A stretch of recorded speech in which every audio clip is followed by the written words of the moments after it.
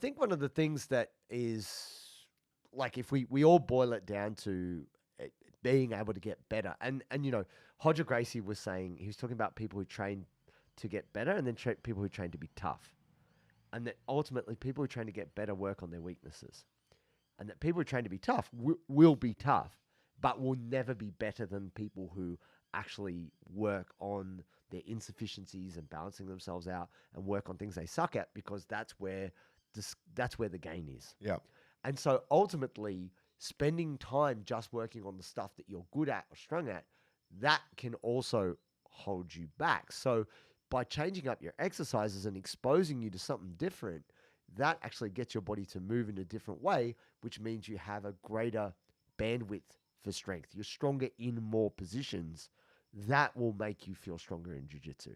And I think really being able to have that physical stress tolerance across different positions, different exercises, it just makes you less breakable.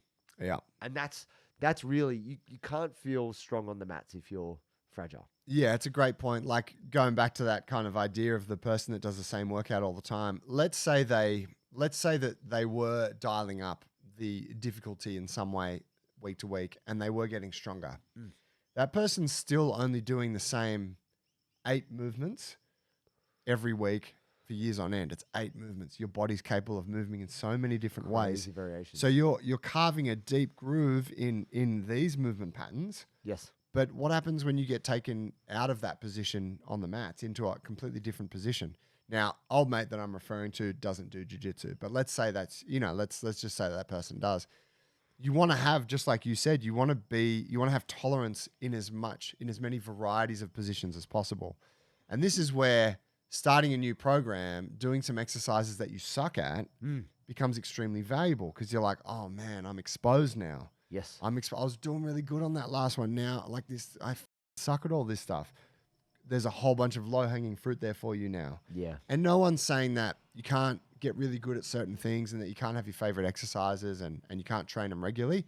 You should, but you should be aiming to expose yourself to some of the stuff that you suck at on a regular basis, so that you are not building just a couple of deep, narrow grooves, but you are like building a trench that covers, many much larger area. Yeah. And you can be proud of that. It's just like me. Like a couple of years ago, I just ignored my taxes, right? I ignored my taxes for like 4 years. And then I was like, good move. This is I have to fix this, right? And so I got recommendations on accountants, and I started working with this guy, and he made a plan for me, and I felt better in myself. Like I'm not trying to avoid paying my due. I just didn't manage my money well, in full honesty. And I'm like, I don't want to be this person. I don't want to suck at this. I'd like to have the competency, but I need help. And I think a lot of people need help with their training. It's not that they're bankrupt. I haven't been bankrupted, thankfully, because I've got it under control. But people are bankrupt. What are you going to take from me, bro? What are you going to take? You want my car? Not in my name. My house, not in my name. You know what I got? Ugats. Does anyone know what film that is?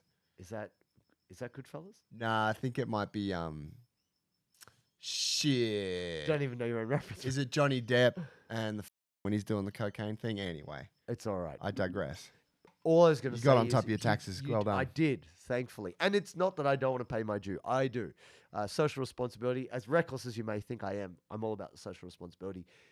You may be bankrupting yourself physically. You think you're doing the right thing, or maybe you just can't face the truth that you haven't stretched your hammies in 10 years and you sit still all the time.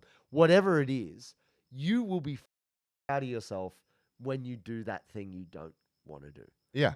You can. And your jiu-jitsu will get better as a result. And here's the crazy thing. You'll get stronger.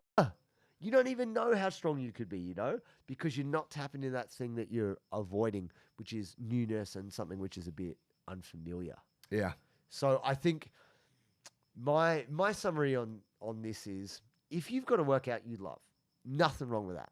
But honestly, you should have a program that builds you up over time and gives you change when it is time to change. That way you also don't overuse a movement, which could lead you to injury, and also makes you a bit more resilient across the board. Even though you've got to be a bit more patient with it, I think it's better.